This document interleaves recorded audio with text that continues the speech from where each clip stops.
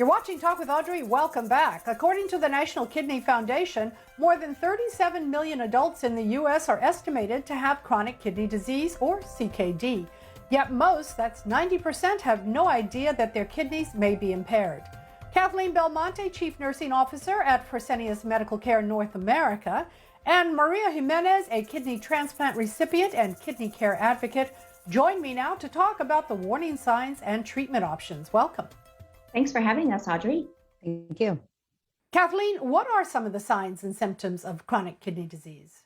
Sure, absolutely. So chronic kidney disease is a condition where your kidneys are not able to adequately filter waste, toxins, or fluid from your body, right? So they're damaged in some way, and they're not very good at doing their job. Now, chronic kidney disease has 5 stages, stage 1 through 5, and then ultimately end-stage renal disease if chronic kidney disease is not slowed. Most people, Audrey, don't have any symptoms of chronic kidney disease until they get to some of the later stages. So actually in the early stages of CKD, one of the only ways that we're able to identify that is by doing screening, and particularly if you have certain risk factors. Now, in the later stages, you're gonna see symptoms like swelling and fluid in your ankles, in your legs, in your hands, nausea, headaches, fatigue. Those are common symptoms in later stage CKD. Who's at risk? Yes, so that's a great question. So people who have diabetes, people who have high blood pressure or hypertension are at greater risk. And actually, those 2 conditions make up 75% of chronic kidney disease cases. So very, very, very important when you have diabetes and hypertension to be screened at least annually. And screening is super simple, a blood test, a urine test, but to be screened annually. Other risk factors of chronic kidney disease are a family history of chronic kidney disease or a family history of end-stage renal failure with a family member perhaps being on dialysis. Also, people who are over the age of 60 are at an increased risk of chronic kidney disease as well. Maria, you were diagnosed when you were young. Yes, absolutely. For me, it all started when I was 23 years old. I did not know I had kidney disease. I just started experiencing a lot of the symptoms that Kathleen mentioned. So I knew there was something wrong. And those symptoms only showed up 2 weeks prior to being diagnosed with kidney failure. I ended up in the ER. They confirmed the diagnosis. I started dialysis in the hospital. When I was discharged, I started dialysis in a dialysis center.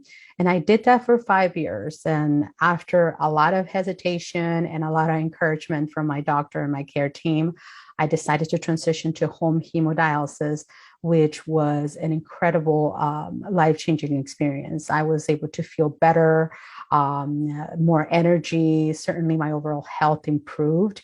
And I was able to manage my schedule better to be able to continue to work and go to school. So I did home hemodialysis for 4 years. And in 2017, I'm very fortunate, very blessed that I was able to receive a kidney transplant, which has been working wonderful since then. What a blessing. Kathleen, she mentioned home dialysis. That's a new option for patients. Would you tell us more about the treatment options?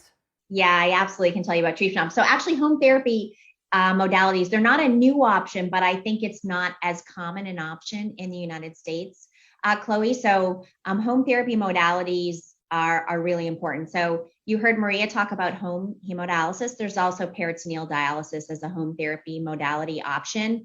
I think at Fresenius, if we were to tell you what we believe are your best treatment options if you were to have end-stage renal disease, we'd say transplantation, hands down, number 1. And Maria is a beautiful, beautiful example of that.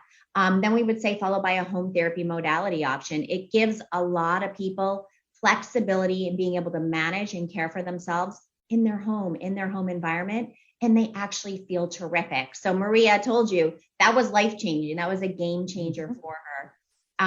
It is a wonderful modality option. Is it possible to travel with the home therapy modalities?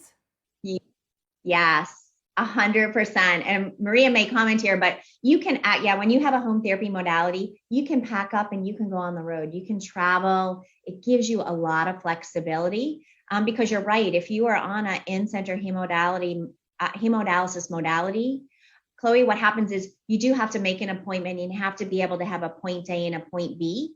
When you're on a home therapy modality, you actually can take your supplies with you and travel. We have patients who go camping on a home therapy modality, who travel internationally to family gatherings. So lots of great flexibility on a home therapy modality. Wow, that's wonderful. And it's a terrific option for those who qualify for a home modality treatment. Maria, you've been an advocate for a long time. What led you to becoming an advocate, and how important is it to you to get the word out about CKD? Absolutely. So definitely just going through that transition of, ending up in the hospital and then getting dialysis in the clinic and then home hemodialysis and ultimately my transplant.